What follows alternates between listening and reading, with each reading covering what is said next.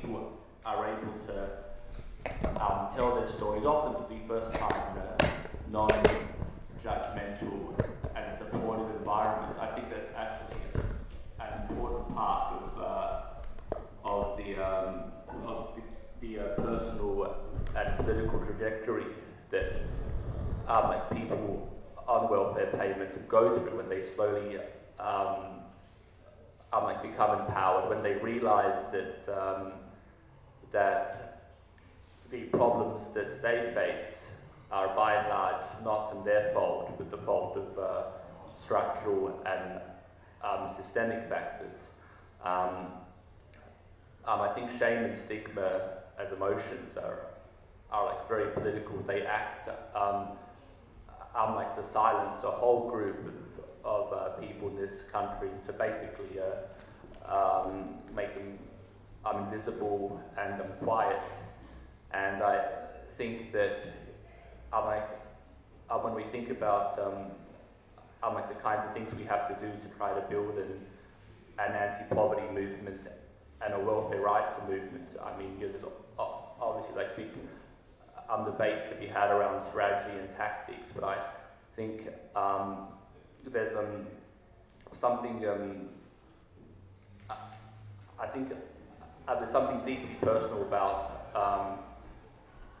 about poverty, like the isolation, all of the negative emotions that accompany that we have to think about as well, and keep in mind as activists. My experience is that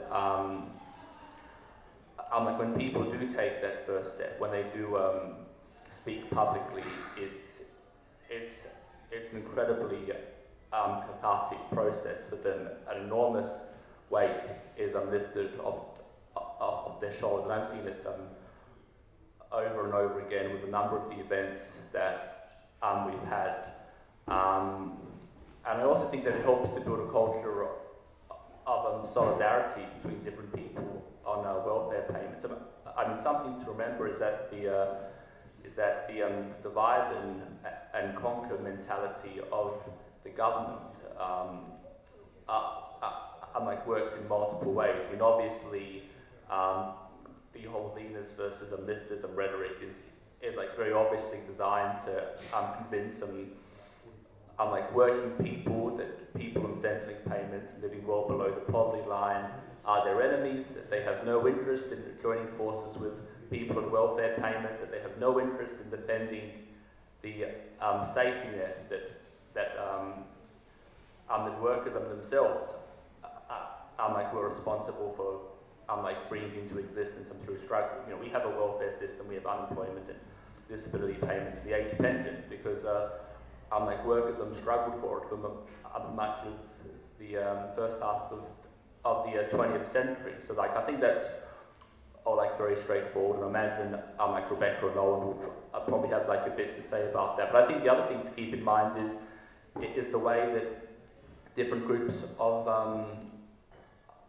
welfare recipients are divided from each other. You know, the deserving poor versus undeserving poor mentality is still very much alive and well, and the boundary between who's deserving and who's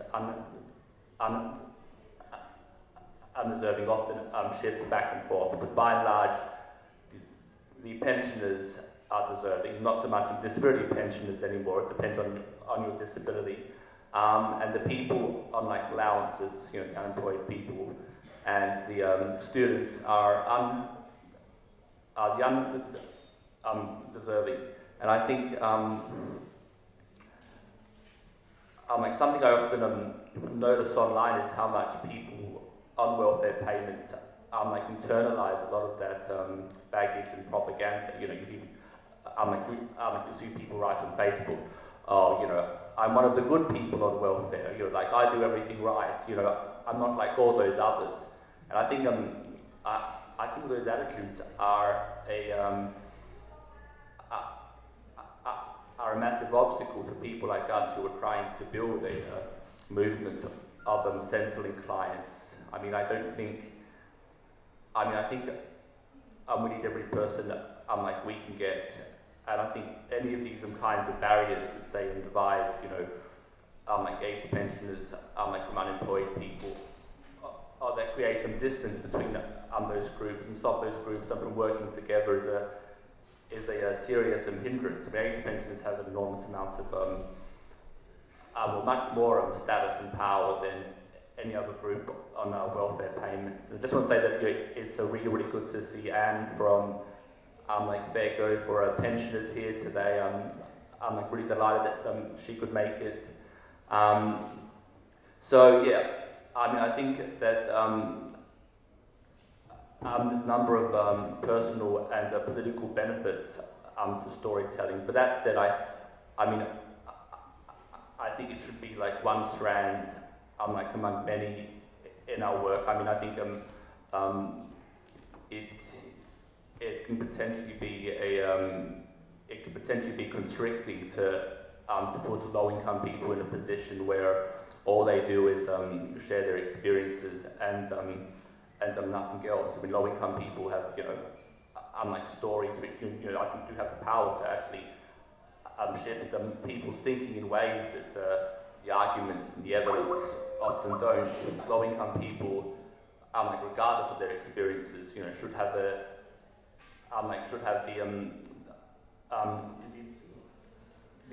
deciding say over the policies that affect their lives, simply because it's their life at stake. I don't think it I don't think their experiences should matter in that sense. I think people. I mean, something I think we should avoid is what the media often does, where they kind of prod out people on low incomes to provide a human face to poverty, and the low income person says all these really harrowing things about surviving on $260 a week, and then they're trotted back off stage, and then the policy experts come on to chat about the adequacy of New Start and income management and healthy welfare card and funding to community services. Now, I don't think any of our groups are guilty of that, but I just think that it's something we should keep in mind. I think what's really empowering them for low-income people is feeling they're part of a community of like-minded people. But we shouldn't have this division of labour where some people only do emotional stuff, the storytelling, and then other people do the more intellectual stuff. And I know a lot of low-income people often internalised attitudes about I haven't gone to university, I haven't finished high school, so I can't really do any of that. More analytical stuff. But I think that's also something as well that our groups should work on combating. We should have a movement of people who are effective and thinkers and strategists and tacticians, and no one should feel that because they're because they come from a disadvantaged background that they're only good for experiences, and that they shouldn't leave all the other stuff to other people. And it's obvious. I think there's plenty of people who might unconsciously think that, but I think in our own movements, that's something that we should really resist. And I'm just going to wind up, so I'll just leave it there.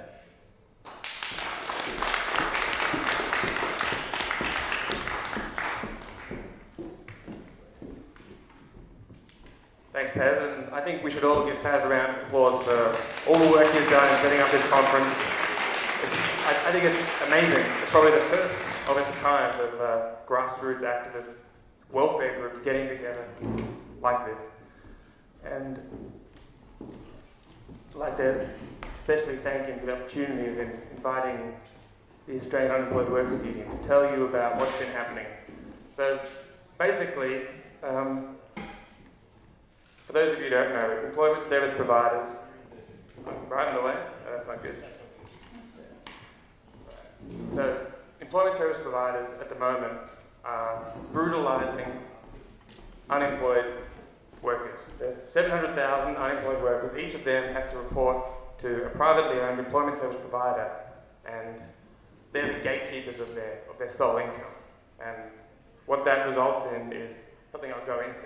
So basically that means that employment service providers have the power of life and death over unemployed workers. This is what's happening across the board. And I'm just going to explain exactly what's happening with that and why that's happening and what we can do about it. Because that's the real important point of this whole conference is what are we going to do about this problem? Because we all know the system is inherently flawed and unfair. What are we going to do about it? That's what the Unemployed Workers Union is all about. So I'm just going to give a brief introduction of what's happening. So in July, they introduced what was a 10% permanent reduction of your New Start payment if you failed to attend an appointment on time. And this was an unprecedented attack before you got that money back, but you didn't after July. And what we've found in the people who have complained to us about what, being fined, like there was this one lady who called us up and said that she got a letter in the mail saying you haven't attended an appointment, you're being fined 10% of your New Start entitlement. And she said, well, I never got the message for the appointment in the first place. Because as a few unemployed people in here might know, there was a transition phase recently where you got ported from one provider to the other, and it was a complete dog's breakfast. And this person wasn't even told of the appointment, and then they were fined for it. So you might think, well, we're living in a fair system. We can complain against that sort of thing. There's avenues of redress. Well, there is none, actually. There's none. And as I forget, as Sarah explained yesterday, you're basically in a position where there is no investigation. So the employment service providers tell Centrelink they missed the appointment, Centrelink rubber stamp it, 10% is permanently reduced, can't get that back, and then you go to Centrelink and say, well, this is a huge mistake, I've just lost $60 of my payment. Centrelink go, oh, okay, well, we're going to have to do a 10-week investigation about that, or some sort of review process, and during that review process, well, what if you need to pay rent? So the whole idea of innocent till proven guilty is thrown out the window, and all these people are getting their money taken off them for things that haven't been proven. It's a national disgrace, and it's pushing people into homelessness, it's pushing them into mental despair, poverty. This is the front line of the war on the poor, I would say, because there's 700,000 people being subject to these, I call them flesh agents. That's my term, because they trade in flesh. And they're privately owned, they've got their own interests, and that's making money. So they're using unemployed workers to make money. And if that involves breaching them and not giving a crap whether that makes them homeless or not, then, or if that's even correct, they'll do it. So this is the problem that we're confronting. Next slide, please. And if that wasn't bad enough, that this is built into the system, actually employment service providers routinely misinform, deceive, and just oppress unemployed workers. They don't even go by the guidelines they're meant to go by. The government have given them guidelines. They wipe their ass for them. They don't care. So there's things like with work for the dole. You go to appointment, they say, okay, you're in the work for the dole phase, you have to do work for the dole. And that's all there is to it. That's where they get their money, of course. So you have to do 25 hours of work for the dole per week. But they don't tell you that there's other things you can do. You can do volunteer work, you can do part-time study. There's all sorts of nooks and crannies that you can use within the system for your benefit, but the employment service providers never tell you that, because it's not in their interest to do so. So the whole game is rigged against unemployed workers from the very beginning. And there's all sorts of things that fall into this category. Disability and personal circumstances are ignored. I remember I said, I can't do work for the dole. I've got some personal, very serious personal things that was happening in my life at that time. And they said, too bad. There's nothing you can do about it. But I knew, because I'm involved in the Australian Unemployed Workers Union, that I'm entitled to an employment services assessment, which I can do through Centrelink, and they can exempt you from work for the dole if you've got serious conditions or anything that is barriers to you in the workforce. But they don't tell you that, because that's where they make their money. And this happens in all other areas. They get bullied into signing unfair job plans because they go, They use the threat of the fine to bully you into signing all kinds of stuff that isn't actually in the guidelines. And people think, oh, I've got a job plan that says all this stuff, therefore it must be legal. It's not. Most of the time it's not. They just make it up as they go along because that's what's in their interest. And there's all sorts of things. I probably haven't really got the time to go to all the injustices because there are so many. And it's only going to get worse because there are new attacks being launched. It's actually before the Senate right now. This thing I spoke about earlier, the 10% reduction, is actually going to be expanded across the board to all kinds of other breaches. So as it stands now, you can only get that permanent 10% reduction if you fail to attend your appointment with your job provider. Well, they're actually going to expand that to if you don't sign your job plan on the spot, which is a massive breach of your right to have a look over the job plan and take it home and consider it. And they want you to sign it on the spot under this new legislation, which actually hasn't been passed yet. It's under review in the Senate committee. We've sent a submission and we're fighting with our utmost to get this punitive legislation dropped because it's probably the harshest legislation ever against unemployed workers. Yeah, that's right. Yeah, and who are the guys at the other end of the table? They're a private company making money off you. So how can you trust them? And they've got the power of life and death over you. It always comes back to that. It's power of life and death. It can't get any more serious than that. And there are other things they're going to introduce under this new legislation. You'll get fined if you act inappropriately, which is defined by them as the purpose of the appointment not being achieved.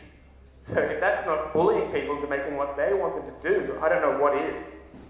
And if you fail to meet a job search requirement, instant fine, another 10% instant fine. So you get all these people, like the first story I said, they're going to have their 10% fine and they're going to say, well, that's not fair. Go to Centrelink say, too bad, we're going to have to take 10 weeks to review that. And in the meantime, you can't pay rent. You're already $280 below the poverty line. You take $60 away from somebody, that's going to drive them right into homelessness, despair. It's just, this is just sort of a national disgrace. There's no other way to put it, and we have to fight tooth and nail to protect the rights and dignity of unemployed people. Next, please. So now we can go to the question of why. This is important because we need to understand what is behind the thinking of government. Why have they created this completely inhumane system? Well, basically, the Unemployed Workers Union thinks that the more desperate the unemployed are, the more impoverished, the more likely they are to accept work at any condition. I mean, there's money in this for them. There's money in it for the business because this pushes down wages and conditions. It makes unemployed workers accept anything, any condition, because they're not going to put up with that if they can help it. They'll get some crappy job that's probably underpaid anyway. So it's just a massive downward pressure on wages and conditions. And this is important because it doesn't just affect us, it affects society. It affects everybody. Because when you get a huge bulk of the workforce that is just desperate to accept any work, that's going to undermine the entire workforce. That's going to be pushing down real wages. And it has been. Exactly. Or the rich are benefiting off of that. And if you see in the next slide, you can see what a damaging effect this sort of thing has on real wages. And from 1975, which is when they abandoned full employment, which I would say really kick-started this whole attack the unemployed, and from there they had to basically justify, well, why do we treat the unemployed like crap? And they say, well, because they're not getting jobs. But there isn't any jobs out there. I mean, that's another point. I'm going to be talking about that more in my other workshop later today.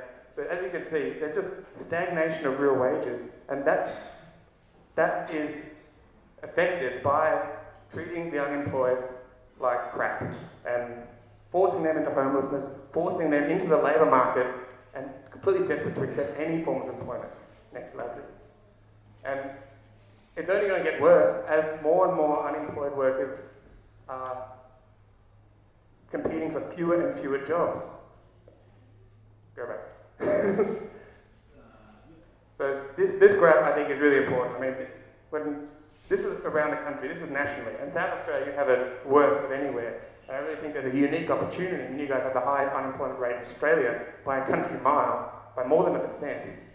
So this sort of thing is worse here. So you have a really unique opportunity, I think, to fight this question politically and say this unemployment is a disgrace and it's really affecting everyone. So this is really just going to grind down unemployed people even more as they get more and more desperate to find work which isn't there, and then they get the employment service providers attacking them, finding them, and I think it's going to be a mass. If nothing is done, the streets are just going to be lined with people. I mean, there's nowhere for them to go, and the whole society, as we know it, will disintegrate. I mean, what else can happen when people are being forced into these positions? So how are we going to fight back? Well, that's where the Unemployed Workers Union really wants to, make a stand here. And the best way we think is to mobilise unemployed workers to say that you need to fight back, we need to organise, we need to tell people what's happening to us, because nobody knows. No one knows what conditions unemployed workers are being subjected to. They just don't. They think it's their fault. There's three big attacks that no one knows about. There's what's happening with the employment service providers and how they're brutalising and oppressing unemployed workers. And then there's the lack of New Start, $280 below the poverty line. And then there's the lack of jobs, 12 job seekers per job vacancy. If you put those together, I think people will start to maybe change their mind. And the best people to present that argument are unemployed people. We need to organise, we need to march, we need to show people that this, we are being unfairly treated and this is going to affect everyone, because it is affecting everyone, as I showed with the real wage graph. And what we've done is to help launch a network of unemployed workers fighting for their rights and dignity. We're going to start an advocacy service where all unemployed people are encouraged to call up, and we'll deal with their problems with employment service providers. We'll give them a platform of saying, do you need any help with how you're being treated? Because, as I said before, there are all kinds of tricks in the guidelines where you can get around these things. And not only that, we'll bring them into the fold. We'll become a member. Go to a meeting, create a branch in your local area. And we've already got branches in Sydney, Brisbane, one starting in Adelaide, Melbourne. This is how we're going to get the branch going, is inform people of what's happening, what they can do, and give them that platform to say, well, let's make a rally. Let's get other people involved. And the big thing that we're trying to do as well is bring trade unions in on this fight. Because, as I said before, real wages are being shat on, So what are we going to do about that? Trade unions have to get in. They have to take in unemployed workers as one of their own and say, what they do to you is attack on you is attack on us. And that's been a great success, actually, this advocacy campaign, because trade unions have agreed to house us in Melbourne, where we're going to be working out of trade union offices. And we're going to get that problem in their house, so they can sort of see what's happening. Because I don't think they understand it, but if we're in there, got our foot in the door, telling them all these problems, and creating that link to how that affects real wages, I think trade unions are going to make they're going to make a stand, or they have to, I think, for their own interest as well as the unemployed. So please, there's materials, and we actually have business cards, and Ken, our member here, he's going to hand out, this is for the advocacy hotline, so please, if you have any troubles with your employment service provider, call us. Not only will we give you advice, we'll give you a platform to fight back. Thank you.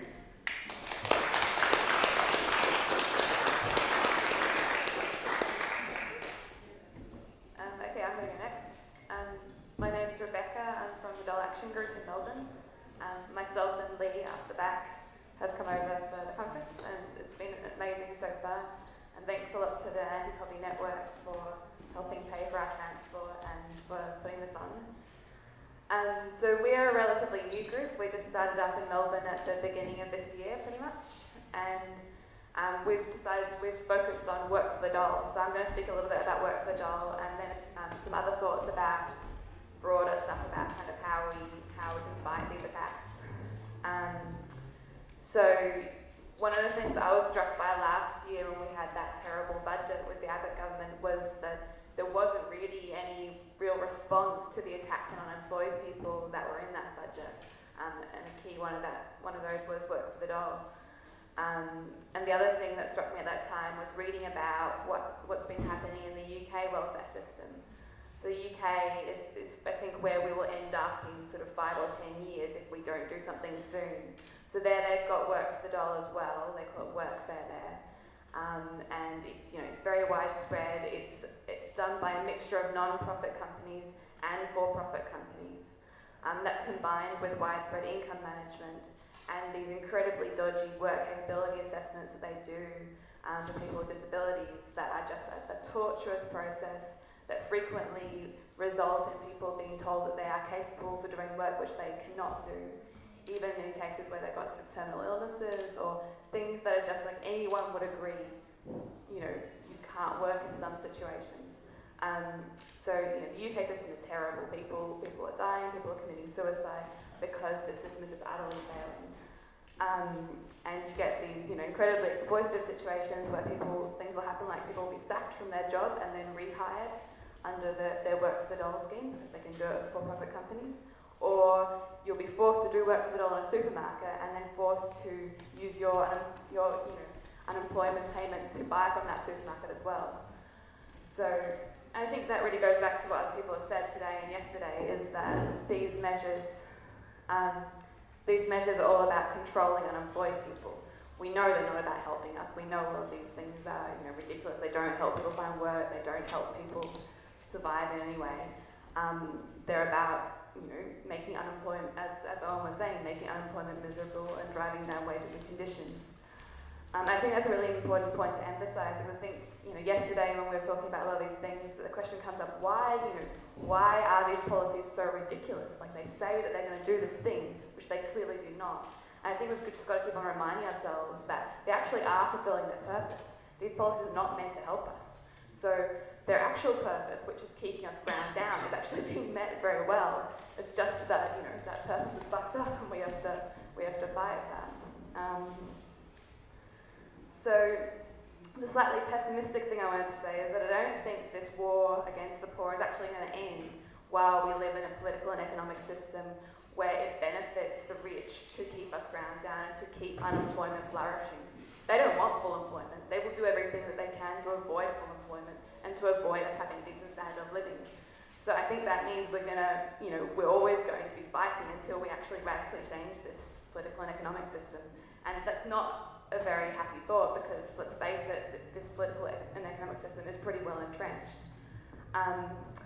But I don't think that means that everything's hopeless. I think that one of the big things we need to do, and I agree with a lot of what Paz and Owen has said, but I think a big thing that we need to emphasise is we need to think about what forms of power can we build with other unemployed people amongst ourselves. The politicians aren't going to help us. Labour and Liberal aren't going to help us at all. I don't think, I think we should avoid having too much focus on elections. Some people want to focus on that, that's up to them, but I think that's not where we're going to see change emerge. I think we're going to see change emerge from social movements. It's like other people have said, the only reason we have things like a vaguely decent wage, weekends and stuff like that, penalty rates, is because people fought for them. The only reason women are allowed the basic rights that we are, which are still inadequate, is because people fought for them. I think that's, it's important to have alternatives, but I think more important is to have the social power to actually push those alternatives.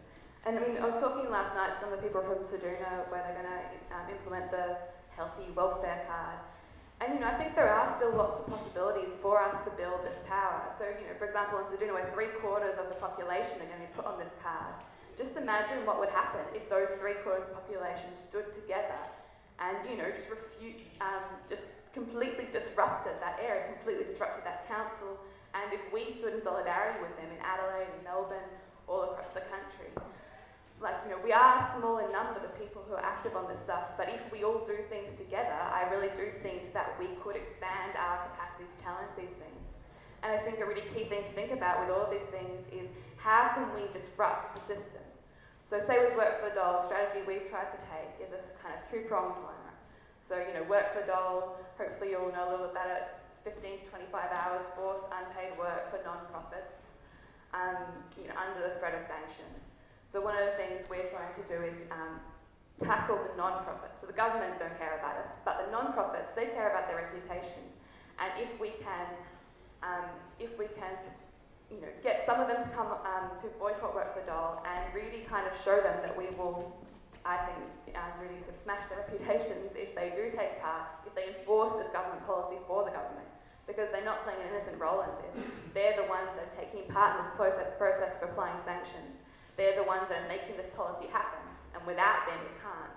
So I think we've always got to look at what are the weak points in this system, and how can we try and challenge those? How can we try and, if we can't get the government to change its mind, are there other elements of the system that we can point to and really challenge? And just a few thoughts on kind of, I guess, some of the sort of the narrative that we can tell. I think it's really important that we demand unconditional welfare, so no participation requirements, no mutual obligation. We shouldn't have to jump through a million hoops just to get the basics that we need to live. I feel like that's got to be the thing that we keep on coming back to. And I think it's important to talk about, people being able to have access to jobs and employment. But I also think that we should remember that's not the whole picture.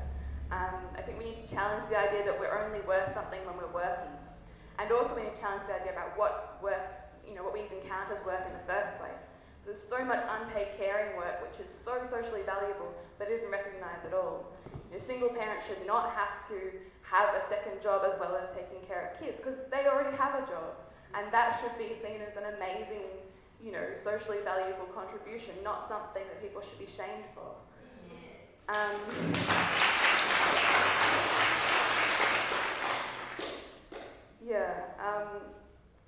I also think, going back to what Paz was saying, we definitely need to challenge this idea of the sort of deserving and undeserving poor.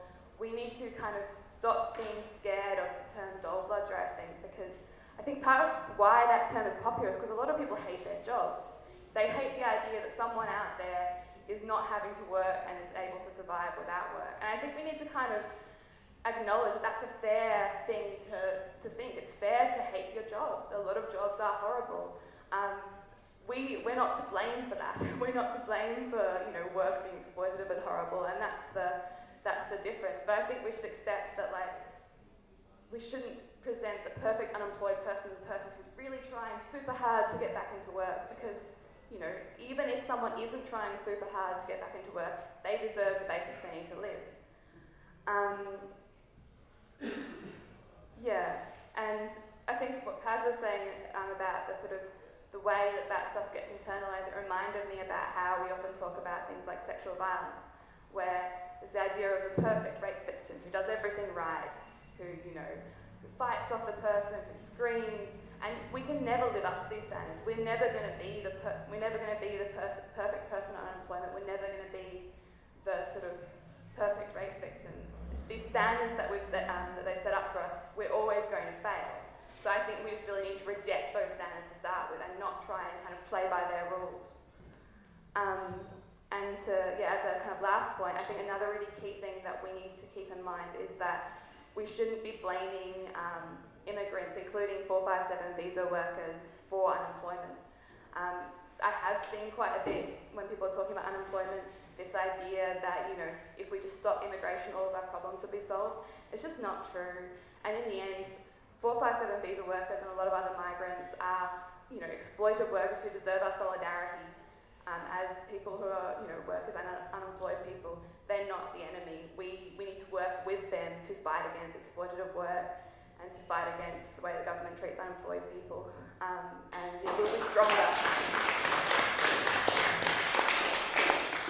And, we should be welcoming them. We should be saying, yes, come here, join our fight, not go away and, have just local jobs.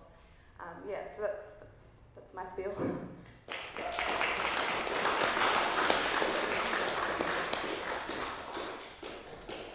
Hi, I'm Kerry and I run a Facebook group, United Soul Parents of Australia. I was one of the ones that was moved from parenting payment onto New Start from Julia Gillard. And what surprised me is that that bill that passed through Parliament was the same day that she gave a misogyny speech towards Tony Abbott. And everyone's claiming that she's a feminist, but she totally destroyed over 100,000 people's lives.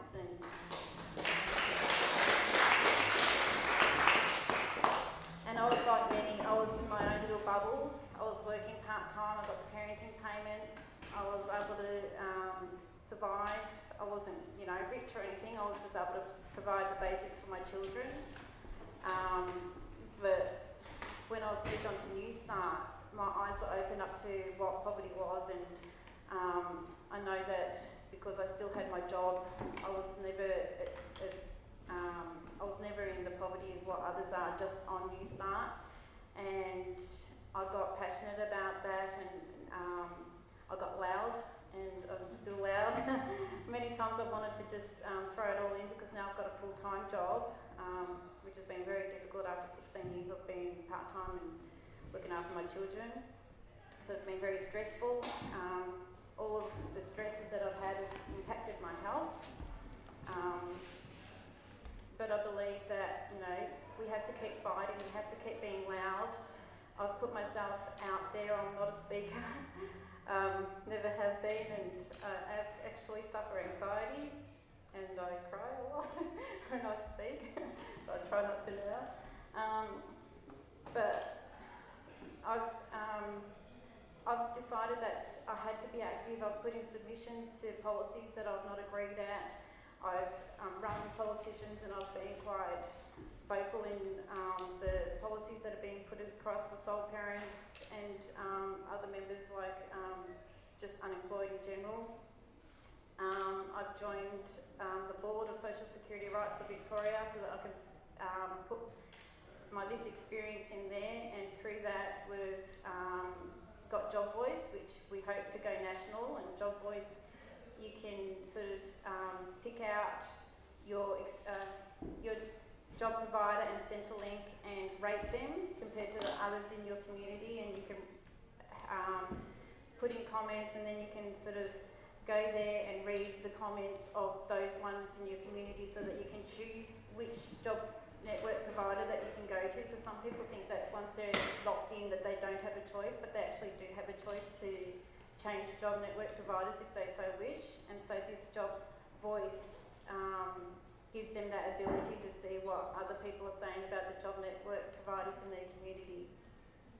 I've also spent time, when I was part-time, at Centrelink, talking to people, taking petitions to try and increase New Start. I think that the more we get out there and actually speak to people, and writing to politicians, ringing them, writing to organisations that actually support policy making, telling them what we want, and also what Eva was saying, that we need to join together and write our own policy. I think that that's the way that we need to go about things. I also think Facebook is a really good tool, but we need to actually have people supporting us on Facebook. Like I've got petitions running, and it's taking years to actually have my income management petition take off, and I've been quite disheartened that there's so many thousands of people on Facebook, yet people aren't being as passionate as what I am wanting them to be, to support the cruel cuts of this income management. And now today, last night I read about how Ricky Muir, I think it's John Madigan, I'm not too sure, and Xenophon have asked the government for funding to help with the decline in the auto industry. And Christopher Pyne has now stated that he'll give them the money if they agree to the policy cuts and the family tax benefits. And so I couldn't sleep last night. I was up at 3 o'clock in the morning, and I was writing an update on my petition, because I just need people to know that our crossbench senators are being blackmailed into taking on a policy that will hurt a lot of single parents.